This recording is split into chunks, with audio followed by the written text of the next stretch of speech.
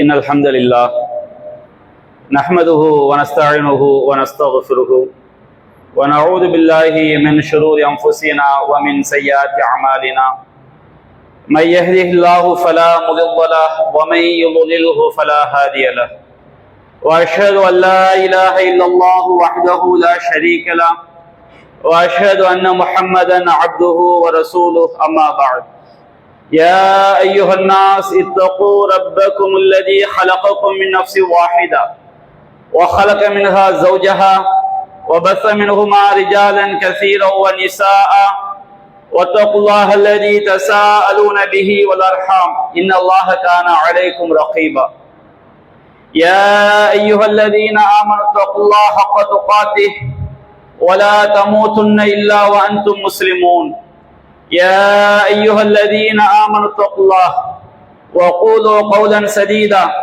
يصلح لكم أعمالكم ويغفر لكم ذنوبكم ومن يطع الله ورسوله فقد فاز فوزا عظيما إن أصدق الحديث كتاب الله وخير الهدي هدي محمد وشر الأمور محدثاتها وكل محدثة بدعة وكل بدعة ضلالة وكل ضلالة في النار. அளவிலா அருளாளனும் நிகரிலா பேரன்புடையவனுமாகிய எல்லாம் வல்ல அல்லாஹுவின் திருப்பெயரால் ஆரம்பம் செய்கின்றேன். அந்த வல்ல நாயனின் வற்றார் பெருங்கருணை அல்லாஹுவின் இறுதி தூதரும் நம் உயிரினும் மேலான நபிகள் நாயகம் ஸல்லல்லாஹு அலைஹி வஸல்லம் அவர்களின் மீதும் அன்னாரின் வழிமுறையை நெறி தவறாமல் பின்பற்றிய உத்தம சத்திய சஹாபாக்கள் மீதும் அனைத்து முஸ்லிம்கள் மீதும் நாம் அனைவரின் மீதும் என்றென்றும் நின்று நிலவட்டுமாக. அன்பிற்குரிய பெரியோர்களே, தாய்மார்களே, சகோதர சகோதரிகளே, அல்லாஹுடைய மாபெரும் கிருபையினால் நாம் கடந்த வாரங்களில் நடைபெற்ற ஜும்மாவிலே பெற்றோர்கள் மரணித்த பிறகு அவர்களுக்கு நாம் செய்ய வேண்டிய பணிவிடைகள், கடமைகள் தொடர்பாக நாம் பார்த்தோம். கடந்த உரையிலே ஜனாசா தொழுகையினுடைய முக்கியத்துவத்தை பற்றி நாம் அறிந்து கொண்டோம். அதே போன்று நம்முடைய பெற்றோர்கள் அல்லது உறவினர்கள் மரணித்து விட்டால் அவர்களுக்கு ஜனாசா தொழ வைப்பதற்கு அதிக தகுதி யாருக்கு இருக்கிறது என்பதை பற்றி நாம் இன்றைய ஜும்மா உரையிலே நாம் தெரிந்து கொள்ளவிருக்கின்றோம். நபிகள் நாயகம் ஸல்லல்லாஹு அலைஹி வஸல்லம் அவர்கள் வாழக்கூடிய காலகட்டத்திலும் அல்லாஹ்வின் தூதர் ஸல்லல்லாஹு அலைஹி வஸல்லம் அவர்கள் வாழக்கூடிய காலகட்டத்தில் அவர்கள்தான் மரணித்த ஜனாசாக்களுக்கு மரணித்தவர்களுக்கு முன்னின்று தொழுகை நடத்தினார்கள். இதற்கு நபிகள் நாயகம் ஸல்லல்லாஹு அலைஹி வஸல்லம் அவர்கள் சொன்ன காரணம், திருமறை குர்ஆன் எடுத்துரைக்கக்கூடிய காரணம், மூமின்களுக்கும் நபிகள் நாயகம் ஸல்லல்லாஹு அலைஹி வஸல்லம் அவர்களுக்கும் மத்தியிலே உள்ள நெருக்கம். அல்லாஹ் ரப்பல் ஆலமீன் சூரத்துல் அஹ்ஸாப் என்ற அத்தியாயத்திலே 6வது வசனத்தில் அல்லாஹ் கூறுகின்றான், அந்நபியு அவுலா பில் மூமினீன மின் அன்ஃபுஸிஹிம். இந்த நபி மூமின்களுக்கு அவருடைய உயிரை விட மேலானவர். இறை நம்பிக்கையாளர்கள் நாம் நபிகள் நாயகம் ஸல்லல்லாஹு அலைஹி வஸல்லம் அவர்களை நம்முடைய உயிரினும் மேலாக நேசிக்க வேண்டும். நம்முடைய பெற்றோருக்கு கட்டுப்படுவதை விட, நம்முடைய குடும்பத்தாருக்கு கட்டுப்படுவதை விட அல்லாஹ்வின் தூதர் ஒன்றை சொல்லிவிட்டால் அதற்குத்தான் நாம் கட்டுப்பட வேண்டும். அதே போன்று இந்த வசனம் பல விரிவான அர்த்தங்களை உள்ளடக்கியது. முதலாவது, இந்த வசனத்திற்குரிய பொருள் என்னவென்று சொன்னால், இறை நம்பிக்கையாளர்களுக்கு அவருடைய உயிரை விட இறை தூதர் மிக மேலானவர், மிக நெருக்கத்திற்குரியவர். இந்த வசனத்திற்குரிய இன்னொரு பொருள் என்னவென்று சொன்னால், அந்நபியு அவுலா பில் மூமினீன மின் அன்ஃபுஸிஹிம். இந்த நபி இறை நம்பிக்கையாளர்களுக்கு அவர்களை விட மிக நெருக்கத்திற்குரியவர். நாமும் நபிகள் நாயகம் ஸல்லல்லாஹு அலைஹி வஸல்லம் அவர்களை மிக நெருக்கத்திற்குரியவர்களாக கருத வேண்டும். நபிகள் நாயகம் ஸல்லல்லாஹு அலைஹி வஸல்லம் அவர்கள் வாழக்கூடிய காலகட்டத்திலே அவர்களும் இறை நம்பிக்கையாளர்களை அவருடைய உயிரை விட, அவருடைய குடும்பத்தை விட நபிகள் நாயகம் ஸல்லல்லாஹு அலைஹி வஸல்லம் அவர்கள் இறை நம்பிக்கையாளருக்கு தன்னை நெருக்கமானவர்களாக அவர்கள் கருதினார்கள். நாம் சஹீஹுல் புகாரியிலே 2399வது நபிமொழியாக பதிவு செய்யப்பட்டிருக்கிறது. அபூ ஹுரைரா ரலியல்லாஹு அன்ஹு அவர் அறிவிக்கிறார்கள், நபிகள் நாயகம் சொன்னார்கள், மாமின் மூமினின் இல்லா வ அன அவுலா பிஹி ஃபித் துன்யா வல் ஆகிரா. எந்த இறை நம்பிக்கையாளராக இருந்தாலும் சரி, அவருக்கு இந்த உலகத்திலும் மறுமையிலும் நான் தான் மிக நெருக்கத்திற்குரியவன். நபிகள் நாயகம் ஸல்லல்லாஹு அலைஹி வஸல்லம் அவர்களை விட ஒரு மூமினுக்கு மிக நெருக்கத்திற்குரியவராக வேறு யாரும் வர முடியாது. நம்முடைய தாய் வரலாம், நம்முடைய தந்தை வரலாம், ஆனால் நபிகள் நாயகத்திற்கு பிறகுதான். நாமும் நம்முடைய பெற்றோரை விட நபிகள் நாயகத்தை நேசிக்க வேண்டும். நபிகள் நாயகம் சொன்னார்கள், லா யூமினு அஹதுக்கும் ஹத்தா அகூன அஹப்ப இலைஹி மின் வாலிதிஹி வ வலதிஹி வன்னாஸி அஜ்மஈன். உங்களை ஒருவர் தன்னுடைய பெற்றோரை விடவும் பிள்ளைகளை விடவும் உலக மக்கள் அனைவரை விடவும் என்னை நேசிக்காதவரை நீங்கள் உண்மையான ஈமான் கொண்டவர் ஆக முடியாது. அல்லாஹ் சொன்னார்கள். அதுபோன்று நபிகள் நாயகம் ஸல்லல்லாஹு அலைஹி வஸல்லம் அவர்களும் மூமின்களை மிக அதிகமாக நேசித்தார்கள். அல்லாஹ் ரப்பல் ஆலமீன் திருமறை குர்ஆனில் கூறுகின்றான், நபிகள் நாயகம் ஸல்லல்லாஹு அலைஹி வஸல்லம் அவர்கள் மூமினீன ரഊஃபுர் ரஹீம், இறை நம்பிக்கையாளர் மீது அன்புடையவர், கருணை உடையவர் என்று அல்லாஹ் ரப்பல் ஆலமீன் நபிகள் நாயகம் தொடர்பாக சொல்லி காட்டுகின்றார். அப்ப அல்லாஹ்வின் தூதர் கூறுகிறார்கள், எந்த ஒரு மூமினாக இருந்தாலும் இவ்வுலகிலும் மறுமையிலும் நானே அந்த மூமினுக்கு மிக நெருக்கத்திற்குரியவன். இக்ரவு இன் ஷிர்தும் அந்நபியு அவுலா பில் மூமினீன மின் அன்ஃபுஸிஹிம்.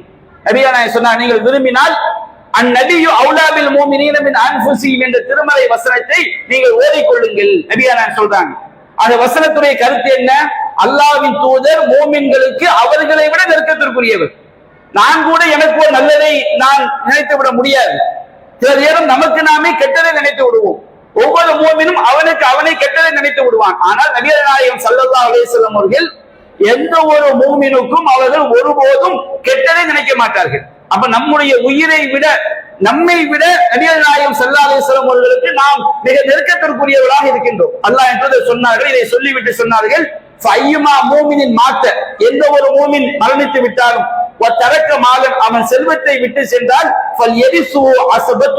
அவனுடைய செல்வம் அவனுடைய வாரிசுகளுக்கு உரியதாகும். மன்கான், அந்த வாரிசுகள் யாராவது இருந்து விட்டு போகட்டும், அவனுடைய பிள்ளைகளாக இருக்கட்டும், மனைவியாக இருக்கட்டும், தாயாக இருக்கட்டும், தகப்பனாக இருக்கட்டும், ஒருவன் மரணித்து செல்வத்தை விட்டு சென்றால் அந்த செல்வம் அவனுடைய வாரிசுகளுக்குரியது.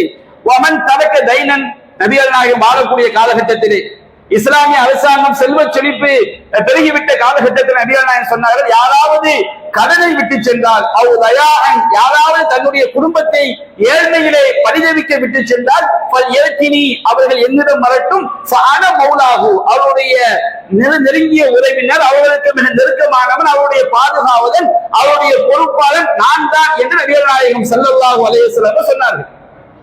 நபிகள் நாயகம் ஸல்லல்லாஹு அலைஹி வஸல்லம் அவர்கள், அல்லாஹ் ரப்பல் ஆலமீன் இந்த நபி மூமின்களுக்கு அவர்களை விட நெருக்கத்திற்குரியவர் என்று அல்லாஹ் சொன்ன காரணத்தினால் அல்லாஹ்வின் தூதர் அதை எப்படி எடுத்துக்கொண்டார்கள்? எந்த ஒரு மூமின் மரணித்து விட்டாலும் சரி, அவனுக்கு கடன் இருந்தால் அதை அடைக்கக்கூடிய பொறுப்பு நபிகள் நாயகத்துக்குரியது. இஸ்லாத்துடைய ஆரம்ப காலகட்டத்திலே இஸ்லாம் மிகப்பெரிய செல்வ செழிப்பு மேலோங்கவில்லை, ஜக்காத் அவ்வளவாக வசூலிக்கப்படவில்லை, எதிரி நாடுகள் வெற்றி கொள்ளப்படவில்லை. அது போன்ற காலகட்டத்திலே யாராவது மரணித்து விட்டால் நபிகள் நாயகம் ஸல்லல்லாஹு அலைஹி வஸல்லம் அவர்களுக்கு ஜனாஸா தொழுகை நடத்துவதற்காக கொண்டு வரப்படும். நபிகள் நாயகம் கேட்பாங்க, இவருக்கு கடன் இருக்கிறதா? கடன் இல்லை. கடன் இல்லை என்றால் அவருக்கு அல்லாஹ்வுக்கு தொழுகை நடத்துவார்கள். நபிகள் நாயகம் ஸல்லல்லாஹு அலைஹி வஸல்லம் அவர்கள் அந்த ஜனாஸாவிற்கு தன்னை மிக நெருக்கத்திற்குரியவராக ஆக்கி கொண்டார்கள்.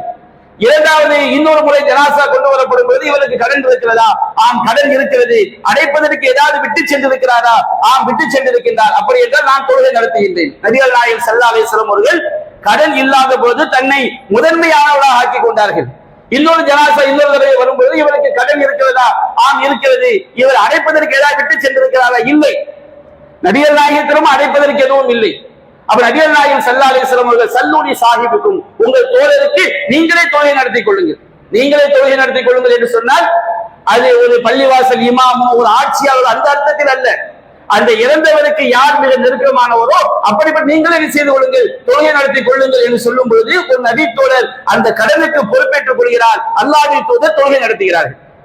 நபிகள் நாயகம் ஸல்லல்லாஹு அலைஹி வஸல்லம் அவர்கள் உயிரோடு இருக்கக்கூடிய காலகட்டத்திலே அவர்கள் தொழுகை நடத்தியதற்கு காரணம் என்னவென்று சொன்னால் இரண்டு காரணம். ஒரு காரணம், அல்லாஹ்வின் தூதர் அவருடைய கடனுக்கு பொறுப்பேற்றுக் கொண்டார். இஸ்லாம் வளர்ந்த பிறகு அந்த கடனை அடைக்கக்கூடிய பொறுப்பை அல்லாஹ்வின் தூதர் ஏற்றுக்கொண்ட பிறகு அவர்கள் தான் அனைத்து ஜனாசாக்களும் தொழ வைத்தார்கள். இன்னொரு காரணம் என்னவென்று சொன்னால், அல்லாஹ்வின் தூதர் அதை நமக்கு தெளிவுபடுத்துகிறார்கள். சஹீஹ் முஸ்லிமிலே பதிவு செய்யப்பட்டிருக்கிறது. ஒரு மூமினான பெண்மணி, கருப்பு நிற பெண்மணி, அவள் பள்ளிவாசலை கூட்டி பெருக்கக்கூடிய வேலையை செய்து கொண்டிருக்கிறார். அப்ப அந்த பெண்மணி ஒரு தடவை நோய்வாய்ப்பட்டு விடுகிறார். அப்ப நபிகள் நாயகம் ஸல்லல்லாஹு அலைஹி வஸல்லம் அந்த பெண்ணுடைய பொறுப்பாளரிடம் சொல்றாங்க, இந்த பெண்ணு நோய் வந்து மௌத்தாயிருவாங்க அப்படிங்கக்கூடிய நோய், கன்ஃபார்மா மரணம் வந்து விடும் என்று சொல்லக்கூடிய அளவுக்குள்ள நோய். அப்ப நபிகள் நாயகம் சொல்றாங்க, இந்த அம்மா மௌத்தாயிட்டா எனக்கு தெரியப்படுத்துங்கிறாங்க. நபிகள் நாயகம் ஸல்லல்லாஹு அலைஹி வஸல்லம் அவர்கள் இரவு நேரத்திலே தூங்கி கொண்டிருக்கும் பொழுது அந்த பெண்மணி மரணித்து விடுகிறார்கள்.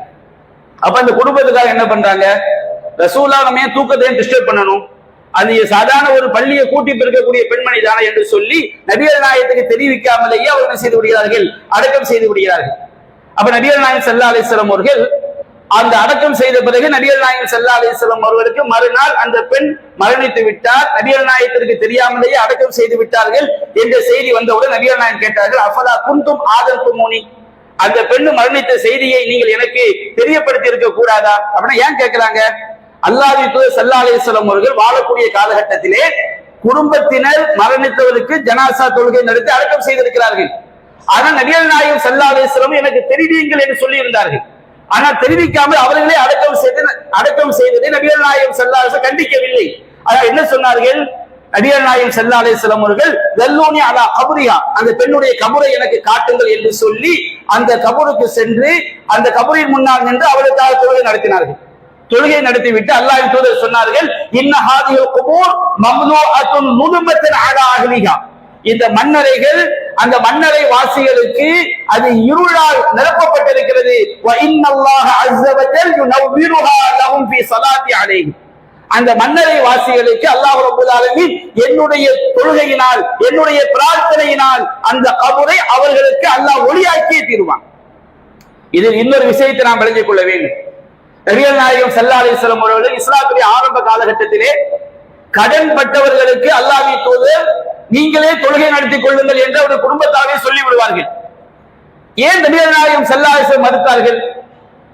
அல்லாஹ்வின் தூதர் சொன்னார்கள், நஃப்ஸுல் முஃமினி முஅல்லகத்துன் பிதைனிஹி, ஒரு மூமினுடைய உயிர் அவனுடைய கடனோடு அது தொடர்புடையதாக இருக்கிறது, தொடர்பாக்கப்பட்டிருக்கிறது. ஒரு மூமின் எவ்வளவுதான் அவன் நல்லவனாக இருந்தாலும் அவன் மரணித்து அவன் கடனை அடைக்காமல் விட்டு சென்றிருந்தால் பர்சக் வாழ்க்கையிலே அவன் அடைய வேண்டிய சொர்க்க வாழ்க்கையை இன்பத்தை அவன் அடைய முடியாது.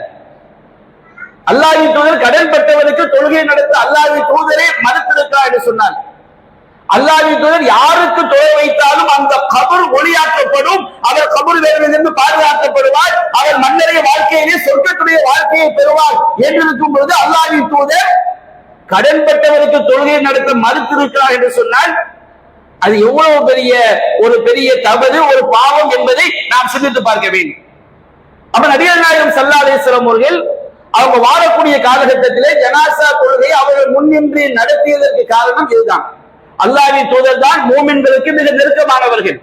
அல்லாஹ்வின் தூதர் அந்த நெருக்கத்தினால் ஒரு மூமின் கடனோடு மரணித்து விட்டால், இன்றைய காலகட்டத்திலே கடனோடு மரணித்து விட்டால் மார்க்கம் பிள்ளைகள் மீது சுமத்துகிறது.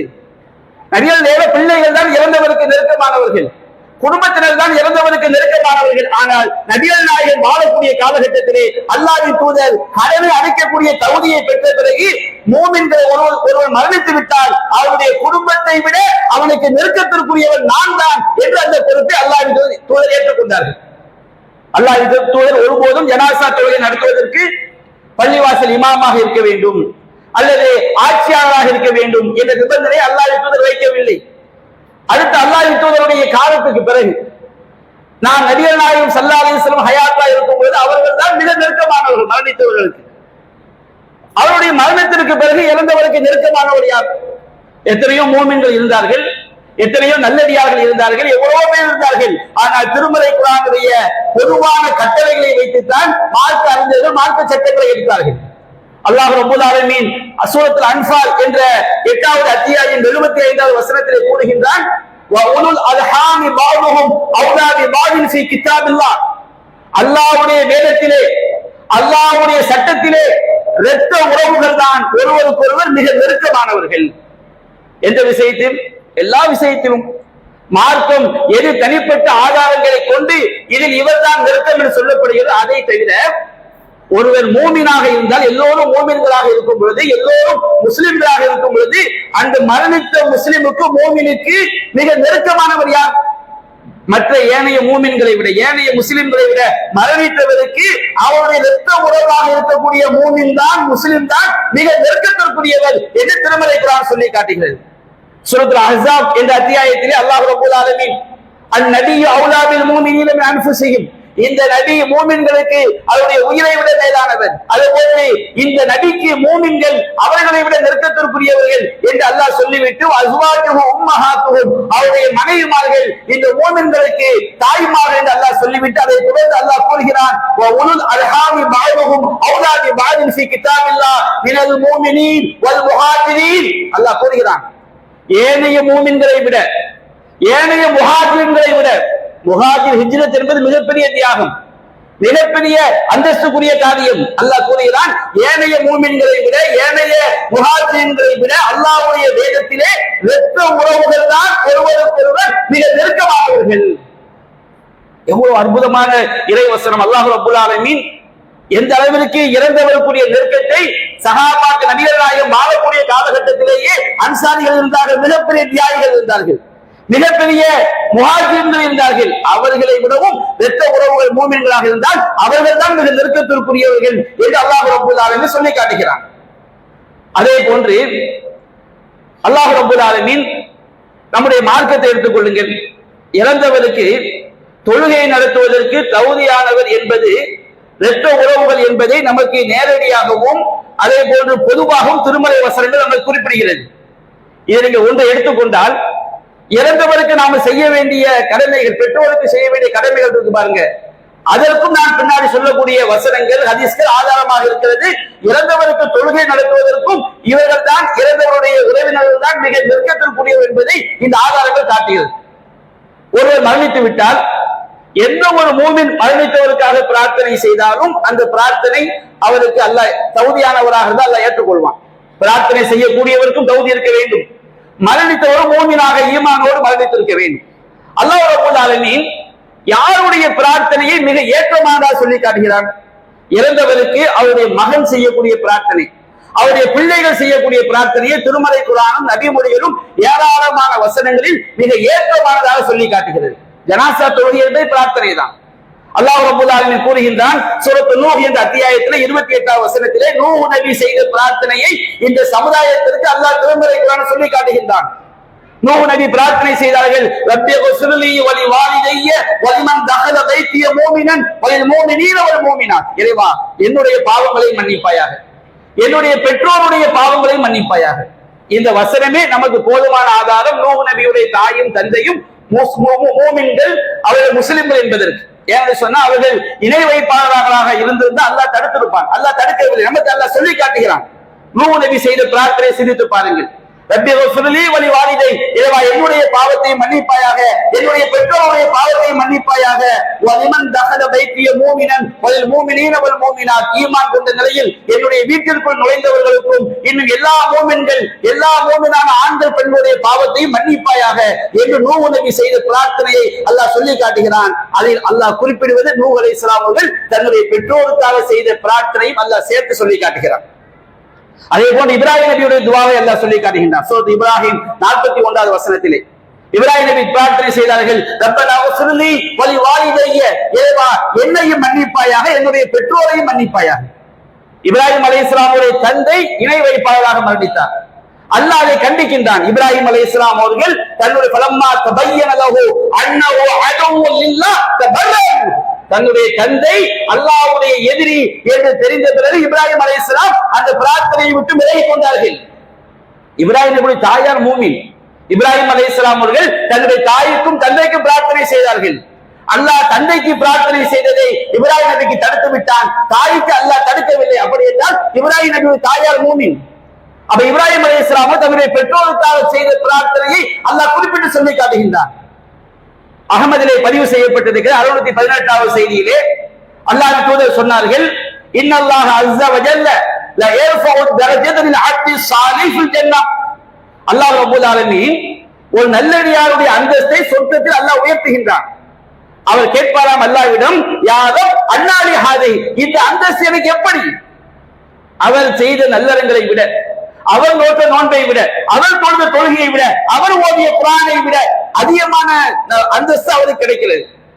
அப்படி அல்லாஹ் சொல்வான், பி இஸ்திக்ஃபாரி வலதிக லக, உன்னுடைய மகன் உனக்காக பாவ மன்னிப்பு தேடியதால் உனக்கு இது கிடைத்தது.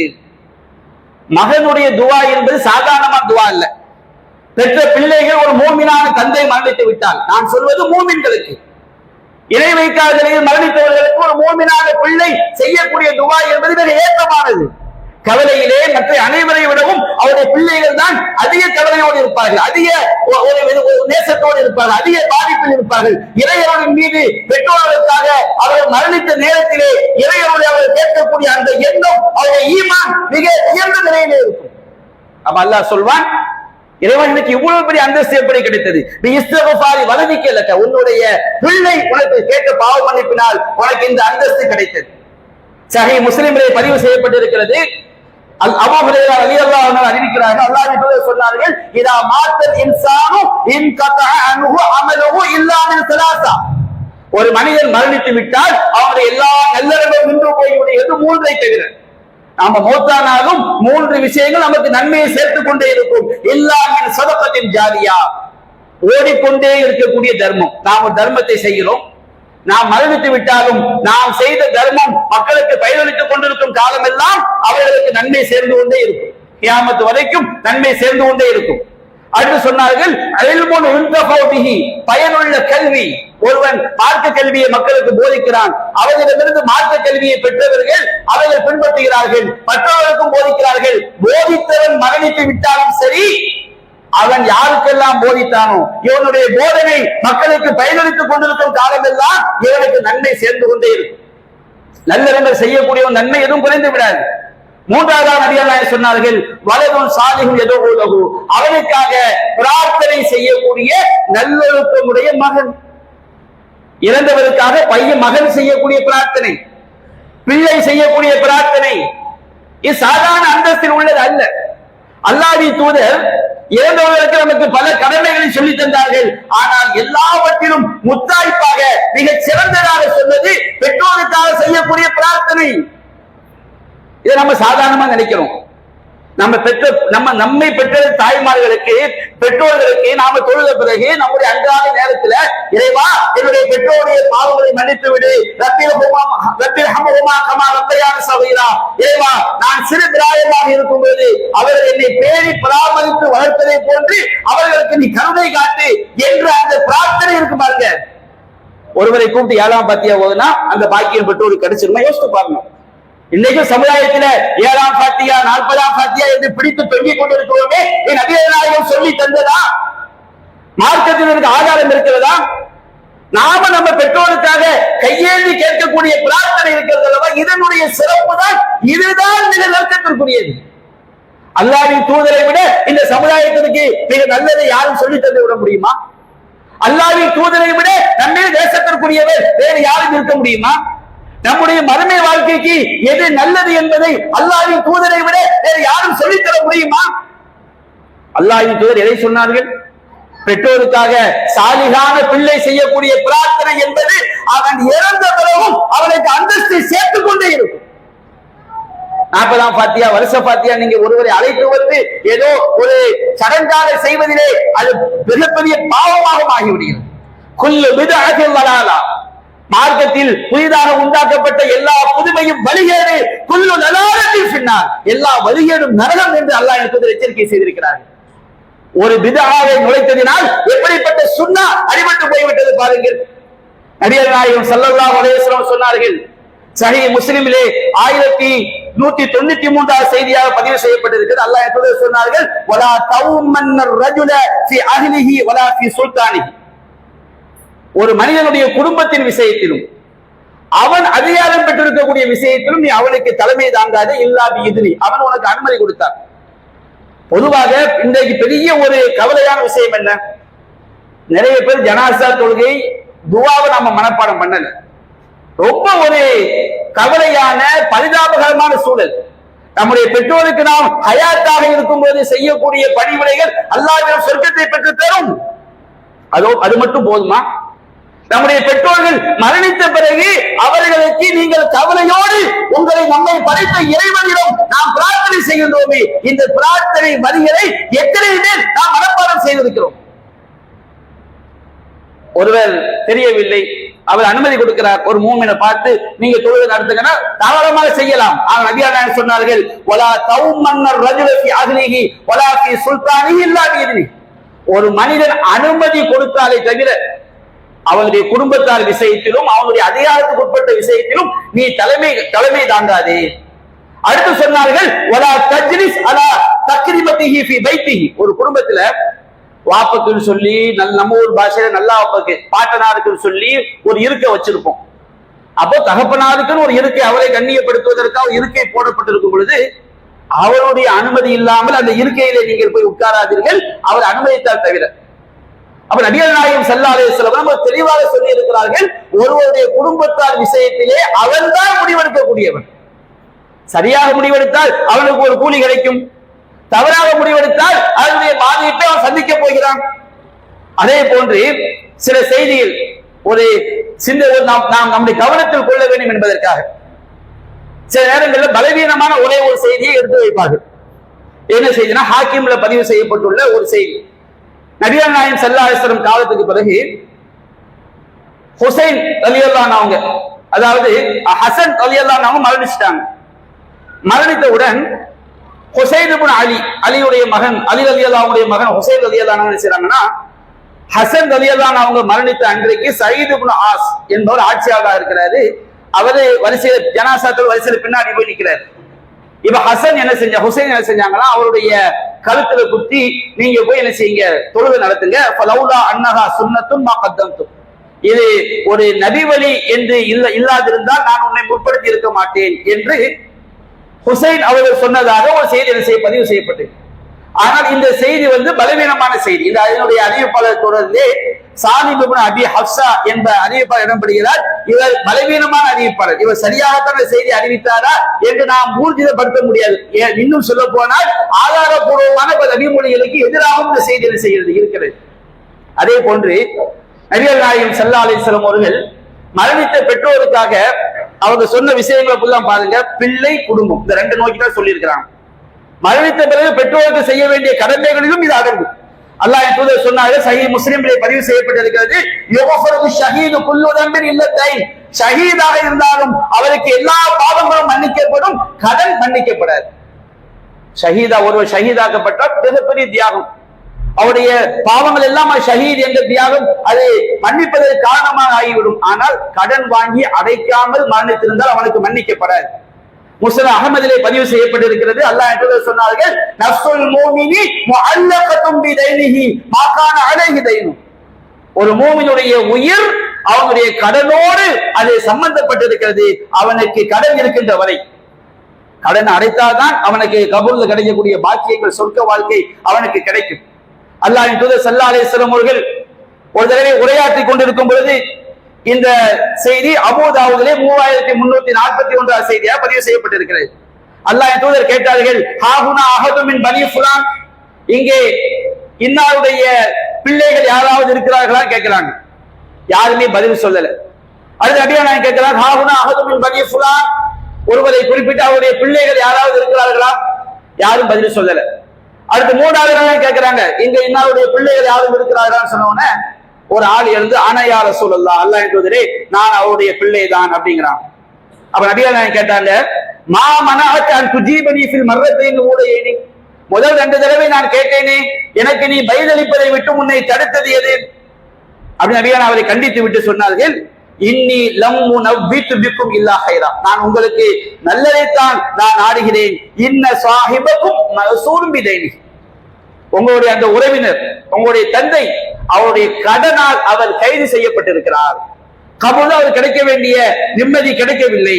இன்னொரு முஸ்னத் அஹ்மதிலே இதே சம்பவம் வருகிறது. நபிகள் நாயகம் சொன்னார்கள், இன்ன சாஹிபக்கும் கத் ஹுபிஸ அலா பாபில் ஜன்னதி பிதைனின் கான அலை, உங்களுடைய அந்த உறவினர் அவருக்குரிய கடனால் சொர்க்கத்தின் வாசலில் தடுக்கப்பட்டு விட்டார். சொர்க்கத்துக்குள்ள போகணும், அவர் கபர் வேதனை கிடையாது, ஆனால் கபருடைய வாழ்க்கையிலும் சொர்க்கம் இருக்கிறது. சொர்க்கத்துடைய வாசலை தடுக்கப்பட்டு விட்டார். எதனால்? அவர் மீது இருக்கின்ற கடனால். இதே சம்பவம் இன்னும் கொஞ்சம் விரிவான வார்த்தைகளோடு ஹாக்கிமில் பதிவு செய்யப்பட்டிருக்கிறது. நபிகள் நாயகம் சொன்னார்கள், இன்ன ரஜுலல்லதி மாத பைனக்கும் அது உஹதுபிஸ அனில் ஜன்னத்தி மின் அஜ்லி தை அல்லதி கான அலை, உங்களுடைய அந்த உறவினர் அவர் மீது உள்ள கடனால் அவர் சொர்க்கத்தை விட்டும் தடுத்து வைக்கப்பட்டிருக்கிறார்.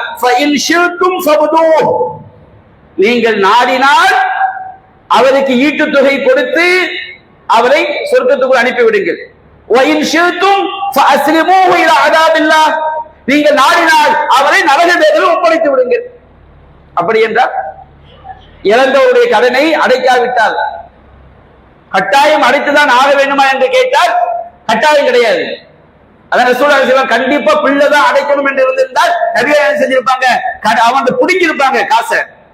ரசூலுல்லாஹி சொல்றாங்க, உங்க தகப்பனார் சொர்க்கத்து வாசல் நிப்பாட்டப்பட்டிருக்கிறார், நீங்க அவருக்கு கடனை அடைச்சு சொர்க்கத்துக்குள்ள அனுப்புனா அனுப்பிடுங்க, இல்லைன்னா அல்லாஹ்வுடைய வேதனையில அவர் என்ன செஞ்சிருங்க, ஒப்படைத்து விடுங்கள்.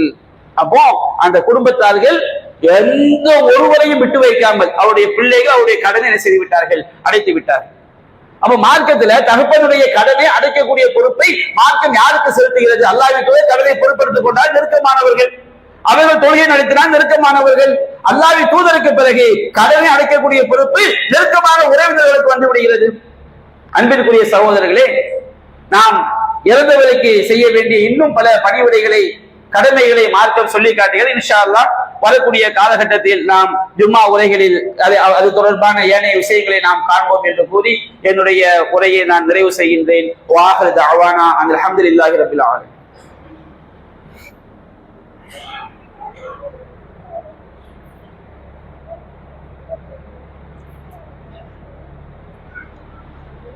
அல்ஹம்துலில்லாஹி ரப்பில் ஆலமீன். نحمده ونستعينه ونستغفره ونعوذ بالله من شرور أنفسنا ومن سيئات أعمالنا من يهده الله فلا مضل له ومن يضلله فلا هادي له وأشهد أن لا إله إلا الله وحده لا شريك له وأشهد أن محمدا عبده ورسوله أما بعد. அன்பிற்குரிய சகோதரர்களே, நம்முடைய மார்க்கம் நல்லறங்களை இரண்டு வகையாக நமக்கு பிரித்து சொல்கிறது. முதலாவது வகை என்னவென்று சொன்னால், நாம் இறைவனுக்காக செய்யக்கூடிய வணக்க வழிபாடுகளும் நல்லறங்கள் தான். அதே போன்று இறைவனுடைய திருமுகத்தை நாடி படைப்பினங்களுக்கு நாம் செய்யக்கூடிய நல்ல உபகாரங்களும் உதவிகளும் அது நமக்கு நல்லறங்கள் தான். நபி அல்லாஹ் சொன்னார்கள், வலா தஹகிரன்ன மினல் மஅரூஃபி ஷைஆ, நீங்கள் நற்காரியங்களில் எதையும் நீங்கள் அற்பமாக கருதி விடாதீர்கள். வலவ் அன் அல்கா அஹாக பிவஜ்ஹின் தல்கின், உன்னுடைய சகோதரனை சிரித்த முகத்தோடு புன்முறுவதோடு சந்திப்பதாக இருந்தாலும் சரி, நீங்கள் அதை அற்பமாக கருதி விடாதீர்கள் என்று அல்லாஹ் சொன்னார்கள். ஒரு மனிதர் மக்களுக்கு இடையூறாக இருக்கக்கூடிய ஒரு முள் மரத்தை அகற்றியதால் அவருக்கு அல்லாஹ் சொர்க்கத்தை கொடுத்தான் என்று அல்லாஹ் குறிப்பிட்டார்கள். ஒருவர் ஒரு நாய்க்கு தண்ணீர் போட்டியதால் அவருக்கு அல்லாஹ் சொர்க்கத்தை கொடுத்தான் என்று அல்லாஹ் நமக்கு சொல்லி காட்டியிருக்கிறார்கள். அதுபோன்று நாம் படைப்பினங்களுக்கு செய்யக்கூடிய உபகாரம் என்பது நமக்கு மிகப்பெரிய நன்மையை பெற்றுத்தரும். இன்றைக்கு நம்முடைய நாட்டில் நாம் ஏற்கனவே சொன்னதை போன்று எஸ்ஐஆர் என்ற பெயரிலே நம்முடைய ஒரு கணக்கீட்டு நடந்து கொண்டிருப்பதை நாம் எல்லாம் அறிவோம். இந்த எஸ்ஐஆர்ல ஏகப்பட்ட குளறுபடிகள். அல்லாஹ்வுடைய கிருபையில நம்ம ஊர்ல பல்வேறு படித்தவர்கள், ஆசிரியர்கள், தெரிந்தவர்கள் எல்லோரும் எல்லா மக்களுக்கும் ஓரளவு உதவியாக இருப்பதனால் அது நாம் மிகப்பெரிய சிரமத்தை சந்திக்கவில்லை. ஆனால் மற்ற ஊர்களில் பார்க்கும் போதெல்லாம் பிஎல்ஓக்கள் அக்கறையற்ற பிஎல்ஓக்களா இருக்கிறாங்க. அவங்க பாட்டுக்கு ஃபார்மை வாங்கி வீட்டுல வச்சுட்டு வெளியூர் போயிடுறாங்க, அல்லது அவங்க ஃபார்மை கொடுத்துட்டு வெளியூர் போயிடுறாங்க. மக்கள் போய் கொடுக்கும் பொழுது என்ன செய்ய வேண்டும், எப்படி நிரப்ப வேண்டும் என்கின்ற எந்த அக்கறையமற்ற பிஎல்ஓக்களும் இருக்கிறார். பிஎல்ஓனா பூத் லெவல் ஆபீசர், கொண்டு வந்து தர்றாங்களா இல்லையா? நல்ல ஆபீசர் என்ன செய்யறாங்க, இருக்கிறாங்க. கரெக்டா நாம மக்கள் தவறாக நிரப்பி இருந்தா இதை சரியா நிரப்புங்க என்று சொல்லக்கூடிய ஆபீசரும் இருக்கிறாங்க. இது தேர்தல் ஆணையத்துடைய விஷயத்தை நீங்க எடுத்து பார்த்தீங்கன்னா வச்சிருங்க, ரொம்ப ரொம்ப கவலை அளிக்கக்கூடிய விஷயமா இருக்கு. அதாவது ஒரு விஷயத்தை, ஒரு திட்டத்தை அறிவிக்கிறான்னு சொன்னா அதற்குரிய பயிற்சி, அதற்குண்டான அதிகாரிகளை நியமித்து முறையான பயிற்சி கொடுத்து எப்படி இணையதளங்களை கையாள வேண்டும் எல்லாவற்றையும் பொறுத்துதான் ஒரு திட்டத்தை அறிவிக்கணும். ஆனால் இவர்கள் அறிவிக்கும் போதே தேர்தல் ஆணையத்துடைய இணையதளம் செயல்படவில்லை. அதற்கு பிறகு பல நாட்கள் பல பேர் கம்ப்ளைண்ட் பண்ணி அதுக்கு பிறகு அந்த இணையதளத்தை அதற்கு பிறகுதான் சரி பண்றாங்க. நம்ம ஊர் ரஹ்மானியாபுரத்தை எடுத்துக்கிட்டீங்கன்னா 36வது வார்டுடைய அந்த ஓட்டர் லிஸ்ட் இணையதளத்துல ஏற்றப்படவே இல்லை. அதை கம்ப்ளைண்டா கொண்டு போறோம். எப்ப கொண்டு போறோம்? 10 நாளைக்கு முன்னாடியே ஒருவர் மூலமாக தெரிவித்து அந்த கலெக்டர் ஆபீஸ், தாலுகா ஆபீஸ் இதையெல்லாம் 10-15 நாளைக்கு முன்னாடியே கொண்டு போகும்போது எந்த அக்கறையும் இல்லை, அவங்களுக்கு அதெல்லாம் கவலையே கிடையாது. கலெக்டர் வந்து பொதுமக்கள் பக்கம் மத்தியில வந்து ஒரு கட்சிக்காரர் போய் அவங்ககிட்ட இந்த 3000 ஓட்டை காணும் சண்டை ஓட்ட பிறகு யாருக்கும் சொல்லாம ஓட்டர் லிஸ்ட் எல்லாம் இணையதளத்தில் இருக்கிறது சொல்லி அந்த செய்த தப்பை கூட ஒத்துக்கொள்ளாத அதிகாரிகள் என்ன செய்யறாங்க இருக்கிறாங்க. பிஎல்ஓ வந்து சத்துணவு கூடத்துல பயன்படுத்தக்கூடிய அதிகாரிகளை வச்சிருக்கிறாங்க. அவங்க நம்ம குறை சொல்லவில்லை. ஆனா ஒரு போனை எப்படி ஹேண்ட் பண்ணணும்னு தெரிய மாட்டேங்குது. அவங்க பேஸ்புக் பார்க்க தெரியும், வாட்ஸ்அப் பார்க்க தெரியும். தேர்தல் ஆணையத்துடைய இணையதளத்துக்கு எப்படி போகணும், எப்படி வந்து அந்த ஃபார்மை வந்து ஸ்கேன் பண்ணணும், இது போன்ற ஏராளமான விஷயங்கள் அந்த அதிகாரிகளுக்கு என்ன செய்யவில்லை, தெரியவில்லை. எந்த பகுதியை நிரப்பணும், எந்த பகுதியை நிரப்பக்கூடாது என்பதில் ஏகப்பட்ட குழப்பம்.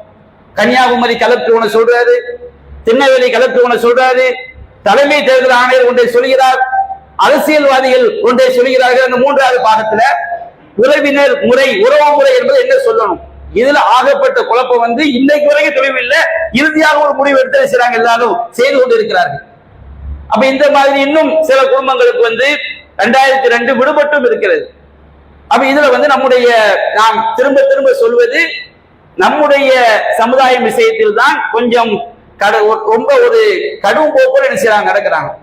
பீகார்ல வந்து இன்றைக்கு பல தொகுதிகளில் பிஜேபி ஜெயித்திருக்க சொன்னோம்னா, ஏராளமான தொகுதிகளில் 500 ஓட்டு, 250 ஓட்டு, அந்த தொகுதியில் நீக்கப்பட்ட ஓட்டுகளை பார்த்தால் 29,000, 50,000, 60,000 ஓட்டுகளை நீக்கி இருக்கிறார்கள். ஒரு தொகுதியில் 60,000 ஓட்டை நீக்கிய பிறகு 29, 250 ஓட்டுகளை ஜெயிக்கிறாங்கன்னு சொன்னா இது எப்படி சரியான வெற்றியாக இருக்க முடியும்? நமக்கு எல்லாம் அல்லாஹ் என்ன நடந்தாலும் நாம் இன் தன்சுருல்லாஹ் யன்சுருக்கும், அல்லாஹ்க்கு நாம் உதவி செய்தால் அல்லாஹ் நமக்கு உதவி செய்வான். நாம் கொள்கையில் சரியாக இருந்தால், மார்க்கத்தை சரியாக பின்பற்ற அல்லாஹ்வுடைய உதவி நமக்கு கண்டிப்பாக கிடைக்கும். ஆனால் இது போன்ற விஷயங்களிலும் நாம் சரியாக நடந்து கொள்ள வேண்டும். இந்த ஃபார்மை ஃபில்அப் பண்ணி கொடுக்கறதுல கொஞ்சம் கவனம் எடுத்து செயல்படுங்கள். அது போன்று நமக்கு 2002 லிஸ்ட்ல விடுபட்டு இருந்தா கூட கவலைப்பட வேண்டாம். மேல உள்ள தகவலை மட்டும் நீங்க பூர்த்தி பண்ணி கொடுங்க. அதுக்கு பிறகு முறையாக என்ன செய்வாங்க, வரைவு வாக்காளர் பட்டியலில் டிசம்பர் 9ஆம் தேதி வெளியிடும் போது பேர் வந்துடும். அதுக்கு பிறகு ஆவணங்கள் கேட்பார்கள். ஏதாவது ஒரு பாஸ்போர்ட், நம்முடைய பாஸ்போர்ட்டோ அல்லது ஸ்கூல்ல படிச்ச டிசி, சாதி சான்றிதழ், இது போன்ற ஆவணங்களை காட்டினால் நம்முடைய பேர் என்ன செய்து உள்ள வந்துடும். இதுதான் முறையான அறிவிப்பு. நமக்கென்று வேண்டும் என்று ஏதாவது நமக்கு ஒரு இஸ்லாமிய சமுதாயத்தில் உள்ளவர்களுக்கு ஒரு பாதிப்பு உண்டாக்கப்படும் என்றால் ஒட்டுமொத்த சமுதாயமும் அவன் தானே, பக்கத்து வீட்டுக்காரங்க அவனுக்கு இருந்தா என்ன, அந்த மனங்களை வரக்கூடாது. யாருக்கு விடுபட்டாலும் அரசாங்கம் முறையான ஒத்துழைப்பு கொடுக்கவில்லை என்றால், தேர்தல் ஆணையம் முறையான ஒத்துழைப்பு கொடுக்கவில்லை என்று சொன்னால், நாம் அவர்களுக்காக களம் இறங்கி அவர்களுக்குரிய உரிமையை நாம் வாங்கி கொடுக்கின்றவரை நாம் சோர்வடைந்து விடக்கூடாது. அது போன்று நாம் இந்த எஸ்ஐஆர் ஃபார்மை வந்து ஃபில்அப் பண்ணி கொடுப்பதற்கு இன்னும் குறிப்பிட்ட நாட்கள் தான் இருக்கிறது. அதுல முறையாக படித்தவர்கள்ட்ட காட்டி முறையா நாம நிரப்பி இருக்கிறோமா, நம்முடைய நிறைய பேர் செஞ்சிடறாங்கன்னா, ஒரு ஊர்ல வந்து கணவன் மனைவி பேரு ஒரே பேர் நிறைய இருக்கும். நீங்க அபூபக்கர் அடிச்சீங்கன்னா அபூபக்கருக்கு வந்து பாத்திமான்னு மனைவி இருப்பாங்க. உங்க வீட்டுல மட்டும்தான் அபூபக்கர் பாத்திமா நினைச்சிடக்கூடாது. நிறைய அபூபக்கர் பாத்திமா இருப்பாங்க, நிறைய பாத்திமாக்கு அபூபக்கர் கணவர் இருப்பாங்க, நிறைய பேருக்கு புள்ள பேரும் தந்தை பேரும் ஒன்னா இருக்கும். அதனால ஏதோ ஒரு பேர் ஒண்ணு டக்குனு எடுத்து போட்டுறக்கூடாது. கவனமா நம்ம பார்க்கணும். அதற்கு கீழே நம்ம குடும்பத்து பேர் இருக்கா, நம்ம தெருல இருக்குதா, நம்ம குடும்பத்துக்காரங்க இப்படி இருந்தா தான் அது உங்க குடும்பத்துல உள்ளது. பேர் மட்டும் கரெக்டா வந்துருச்சு. திடீர்னு என்ன செய்வாங்க, 2002 வந்து ஒரு ஆளுக்கு 20 வயசு இருக்கும், அபூபக்கர் ஃபாத்திமா இருக்குன்னு வச்சுக்கிடுங்க. 2002 20 வயசுனா இப்போ அவருக்கு எத்தனை இருக்கணும், 45 வயசு இருக்கணும். இப்ப பார்த்தா அவரு 67-70 வயசு இருப்பாரு. 2002 அபூபக்கர் இருக்குது, அதனால இவர் தான் எங்க வாப்பா எங்க அம்மா, நம்ம தப்பா என்ன செய்யக்கூடாது, எடுத்து விடக்கூடாது. எல்லாமே பொருந்தி போயிடலாம். பெரும்பாலும் அல்லாஹ்வுடைய கிருபையில நம்ம ஊர்ல சரியாக இருக்கிறது. ஆனா ஒரு சில நபர்களுக்கு விடுபடத்தான் செய்யும். 2002 எல்லாரும் 100க்கு 100 கரெக்டா கணக்கெடுக்க முடியாது, இல்ல, விடுபடத்தான் செய்யும். விடுபட்டவர்கள் நாம் என்ன செய்ய வேண்டியதில்லை, கவலைப்பட வேண்டியதில்லை. அது போன்று சில என்ன பண்றாங்க, அவங்களுடைய கணவர் அட்ரஸுக்கு அந்த பேரை மாத்துறதுக்காண்டி போய் அணுகியிருப்பாங்க. அவங்க வாப்ப வீட்டு அட்ரஸ் டெலிட் பண்ணிடுவாங்க, கணவர் வீட்டை சேர்க்காம விட்டுருவாங்க. அப்படி நிறைய பிரச்சனைகள், நிறைய பேருக்கு அந்த மாதிரி ஓட்டர் செஞ்சிருக்கு. அவங்க பேரு ஓட்டர் லிஸ்ட் 2025 ஓட்டர் லிஸ்ட்ல இல்ல. அப்ப அப்படி இருக்கும்போது அவங்க என்ன செய்ய வேண்டும், புதிய ஓட்டராக அவங்க என்ன செய்ய, வாக்காளராக அவங்க பதிவு செஞ்சுக்கலாம். இப்பவுமே 8ஆம் நம்பர் ஃபார்ம் இணையதளத்துல இருக்குது. அதுல வந்து எந்த அட்ரஸ்ல சேர விரும்புங்க அதற்குரிய தகுந்த ஒரு சில சான்றுகள் தான் இணையதளத்தில் பதிவேற்றினாலே அது பதிவாகிறது. அதற்கு பிறகு பிஎல்ஓ சரிபார்த்த பிறகுதான் டிசம்பர் 9ஆம் தேதிக்கு பிறகுதான் அது பேர் வந்து வாக்காளர் அந்த லிஸ்ட்ல வந்து பதிவு செய்யப்படும். ஆனால் இப்பொழுது நம்ம என்ன செஞ்சு கொள்ளலாம், அந்த புதிய வாக்காளர் 18 வயது நிரம்பிய புதிய வாக்காளர்களும் நாம ஆன்லைன்ல பதிவு செஞ்சுக்கலாம். முறையாக பிஎல்ஓக்கள் தான் 8ஆம் நம்பர் ஃபார்ம் தரணும். ஆனா அவங்களுக்கு போய் கேட்டாலும் எங்களுக்கு சொல்லல, வைக்கல. இந்த கொடுக்கப்பட்ட படிவத்தை ஃபில்அப் பண்ணி தர்றது அவங்களுக்கு பெரும்பாடா இருக்கு. அப்ப அவங்க எப்படி புதிய வாக்காளர் எப்படி தருவாங்க? அதனால 18 வயது நிரம்பிய யாரும் விடுபட்டு விட வேண்டாம்.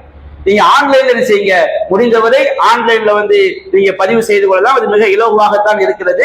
அதனால இந்த அடிப்படையில் இந்த கணக்கீடு விஷயத்துல நான் பொதுபோக்காக இல்லாமல் கொஞ்சம் விழிப்புணர்வோடு நம்முடைய சமுதாயம் நாம் நடந்து கொள்ள வேண்டும் என்று கோரிக்கை வைத்தவனாக என்னுடைய உரையை நான் நிறைவு செய்கிறேன். வாஹது அவானா அல்ஹம்துலில்லாஹி.